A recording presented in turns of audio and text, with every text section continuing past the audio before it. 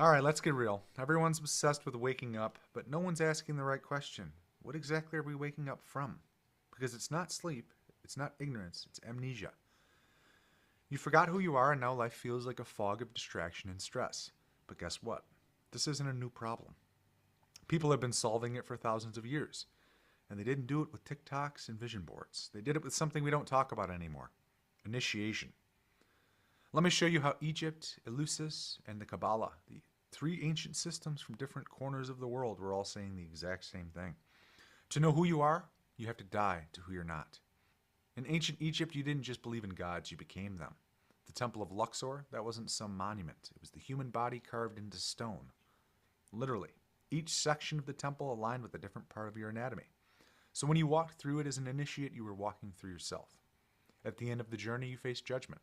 Your heart was weighed against a feather. If it was too heavy, full of lies, ego, regret, you didn't pass.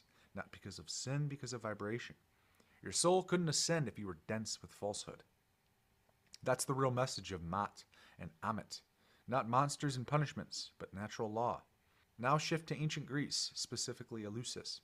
For almost 2,000 years, the greatest minds, Plato, Cicero, Pindar, all traveled there to undergo one of the most secretive rites in history, the Eleusinian Mysteries. Here's what we know.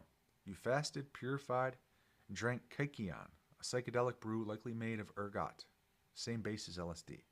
You entered a dark underground chamber called a telesterion, and you confronted death, symbolically, emotionally, maybe even psycho-spiritually.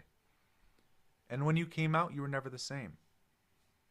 People who experienced it claimed they no longer feared death, not because they believed in an afterlife, but because they'd already been there.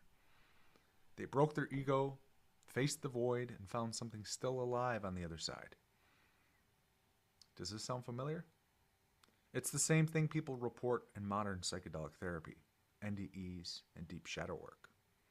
Except the Greeks built a whole civilization around it. Then we have Kabbalah, the tree you climb from within, the tree of life.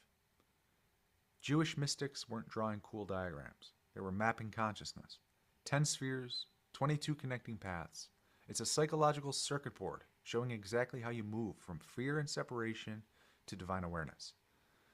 You start at Malkut, the physical world, and rise through levels: the subconscious, the heart, the soul, all the way to Keter, unity consciousness. But here's the catch. In the middle of the path, there's a hidden gate. And that gate doesn't show up on the tree unless you're ready to face it. It represents the void, the collapse of your false identity. No shortcut, no cheat code. If you want gnosis, you go through it. 3 cultures, 1 message. Look at the pattern. Egypt built it into temples. Greece built it into ritual. Kabbalah built it into a map. Different names, same journey. Go down into the subconscious. Break apart what you thought you were. Find what's real.